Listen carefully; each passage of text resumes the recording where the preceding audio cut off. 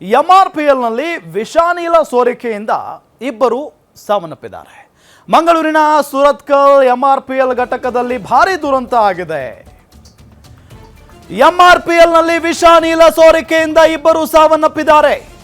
ಮಂಗಳೂರಿನ ಸುರತ್ಕಲ್ನ ಎಂಆರ್ಪಿಎಲ್ ಘಟಕದಲ್ಲಾಗಿರುವಂತಹ ದುರಂತ ಇದು.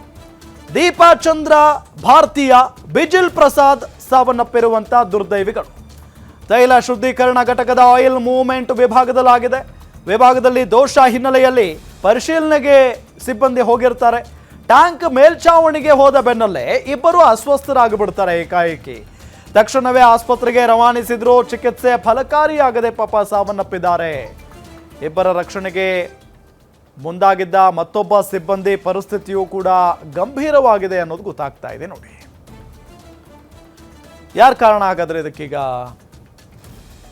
ಪಾಪ ಅವರು ಅದನ್ನು ಸರಿಪಡಿಸಬೇಕು ಅಂತ ಹೇಳಿ ಹೋಗಿದ್ದಾರೆ ಒಳಗಡೆ, ಮೇಲ್ಛಾವಣಿ ಮೇಲೆ. ವಿಷಾನೀಲ ಅದು ನಮ್ಮ ಉಸಿರಲ್ಲಿ ಬೆರೆತು ಹೋಗ್ಬಿಟ್ರೆ ನಮ್ಮ ಉಸಿರೇ ನಿಂತು ಹೋಗ್ಬಿಡುತ್ತೆ ಅನ್ನೋದಕ್ಕೂ ಒಂದು ಎಕ್ಸಾಂಪಲ್. ಎಂಆರ್ಪಿಎಲ್ ಘಟಕದಲ್ಲಿ, ಮಂಗಳೂರಿನ ಸುರತ್ಕಲ್ನಲ್ಲಿರುವಂಥ ಎಂಆರ್ಪಿಎಲ್ ಘಟಕದಲ್ಲಾಗಿರುವಂಥ ದುರಂತ. ನಿಮ್ಗೆ ಇನ್ನೊಂದು ಕಡೆ ನಾವು ದೃಶ್ಯದಲ್ಲಿ ಫೋಟೋದಲ್ಲಿ ತೋರಿಸ್ತಾ ಇದ್ದೀವಿ ನೋಡಿ, ಅದೇ ಎಂಆರ್ಪಿಎಲ್ ಘಟಕ ಮಂಗಳೂರಿನಲ್ಲಿದೆ, ಸುರತ್ಕಲ್ನಲ್ಲಿ. ದೀಪಾ ಚಂದ್ರ ಭಾರತೀಯ, ಬಿಜಿಲ್ ಪ್ರಸಾದ್ ಇಬ್ಬರು ಕೂಡ ಸಾವನ್ನಪ್ಪಿದ್ದಾರೆ. ತೈಲ ಶುದ್ಧೀಕರಣ ಘಟಕದ ಆಯಿಲ್ ಮೂವ್ಮೆಂಟ್ ವಿಭಾಗದಲ್ಲಿ ಆಗಿರುವಂಥ ಘಟನೆ ಇದು. ಆ ವಿಭಾಗದಲ್ಲಿ ದೋಷ ಕಂಡು ಬಂದ ಹಿನ್ನೆಲೆಯಲ್ಲಿ ಪರಿಶೀಲನೆಗೆ ಹೋಗಿದ್ದರಂತೆ ಪಾಪ ಸಿಬ್ಬಂದಿ. ಹಿಂಗಾಗುತ್ತೆ ಅಂತ ಅವ್ರಿಗೆ ಗೊತ್ತೇ ಆಗಿಲ್ಲ. ಪರಿಶೀಲನೆ ಮಾಡೋದಕ್ಕೆ ಹೋಗಿದ್ದಾರೆ. ಟ್ಯಾಂಕ್ ಮೇಲ್ಛಾವಣಿಗೆ ಹೋದ ಸಂದರ್ಭದಲ್ಲಿ ಇಬ್ಬರು ಅಸ್ವಸ್ಥರಾಗಿದ್ದಾರೆ. ಅವರ ಉಸಿರಲ್ಲಿ ಈ ವಿಷಾನೀಲ ಬೆರೆತು ಹೋಗ್ಬಿಟ್ಟಿದೆ. ಹಾಗಾಗಿನೇ ಉಸಿರಾಡೋದಕ್ಕಾಗದೆ ಅವರು ಅಸ್ವಸ್ಥರಾಗ್ಬಿಟ್ಟಿದ್ದಾರೆ. ತಕ್ಷಣವೇ ಅವರನ್ನು ಆಸ್ಪತ್ರೆಗೆ ರವಾನಿಸಲಾಯಿತು. ಆದರೆ ಚಿಕಿತ್ಸೆ ಫಲಕಾರಿಯಾಗದೆ ಸಾವನ್ನಪ್ಪಿದ್ದಾರೆ. ಉಸಿರಲ್ಲಿ, ಅವರ ಇಡೀ ದೇಹದಲ್ಲಿ ವಿಷಾನೀಲ ಬೆರೆತು ಹೋಗ್ಬಿಟ್ಟಿದೆ. ಸೊ ಹಾಗಾಗಿ ಅವರು ಸಾವನ್ನಪ್ಪಿದ್ದಾರೆ. ಇವರಿಬ್ಬರನ್ನ ರಕ್ಷಣೆ ಮಾಡಬೇಕು ಅಂತ ಹೇಳಿ ಮತ್ತೊಬ್ಬ ಸಿಬ್ಬಂದಿ ಹೋಗಿರ್ತಾರೆ. ಪಾಪ ಹೋಗಿದಾಗ ಅವ್ರಿಗೂ ಕೂಡ ವಿಷಾನೀಲ ಒಳಗಡೆ ಹೋಗ್ಬಿಟ್ಟಿದೆ ದೇಹದ ಒಳಗಡೆ. ಅವರ ಪರಿಸ್ಥಿತಿನೂ ಕೂಡ ಗಂಭೀರವಾಗಿದೆ ಅಂತೆ. ಏನೂ ಆಗದೇ ಇದ್ರೆ ಸಾಕು ಪಾಪ, ಆ ವ್ಯಕ್ತಿಗಾದರೂ ಏನೂ ಆಗದೇ ಇದ್ರೂ ಸಾಕು. ಸದ್ಯ ಘಟನೆಯ ತನಿಖೆಗೆ ಸಮಿತಿಯನ್ನು ರಚಿಸಿದೆ ಎಂಆರ್ಪಿಎಲ್ ಆಡಳಿತ ಮಂಡಳಿ. ಈ ಘಟನೆಗೆ ಸಂಬಂಧಪಟ್ಟಂತೆ ತನಿಖೆಗೆ ಈಗ ಒಂದು ಸಮಿತಿಯನ್ನು ರಚನೆ ಮಾಡಿದೆಯಂತೆ ಎಂಆರ್ಪಿಎಲ್ ಆಡಳಿತ ಮಂಡಳಿ. ಯಾರ ತಪ್ಪು ಹಾಗಾದರೆ? ಎರಡು ಜೀವಗಳು ಹೋಗಿದ್ದಾವೆ. ಈಗ ಎರಡು ಜೀವಗಳು ಹೋಗ್ಬಿಡ್ತು. ಯಾರ ತಪ್ಪು? ವಿಷಾನೀಲ ಸೋರಿಕೆ ಆಗಿದೆ. ಅಲ್ಲಿ ವಿಷಾನೀಲ ಸೋರಿಕೆ ಆಗಿರೋದ್ರಿಂದಾನೇ ಈ ರೀತಿಯಾಗಿ ಆಗಿದೆ ಅನ್ನೋದು ಬಹಳ ಸ್ಪಷ್ಟ.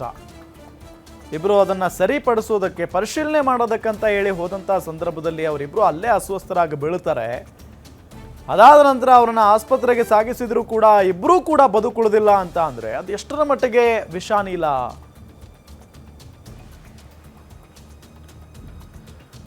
ಡೀಟೇಲ್ಸ್ ಕೊಡ್ತಾರೆ ನಮ್ಮ ಮಂಗಳೂರು ರಿಪೋರ್ಟರ್ ಆದಿತ್ಯ ಸಂಪರ್ಕದಲ್ಲಿದ್ದಾರೆ. ಆದಿತ್ಯ, ನಿಜಕ್ಕೂ ಆಶ್ಚರ್ಯ ಇದು. ಯಾವಾಗ ಆಗಿರುವಂಥ ಘಟನೆ, ಜೊತೆಗೆ ಹೇಗಾಯಿತು, ಯಾಕಾಯಿತು, ಇದರ ಬಗ್ಗೆ ಅಲ್ಲಿನ ಆಡಳಿತ ಮಂಡಳಿ ಏನು ಹೇಳ್ತಾ ಇದೆ?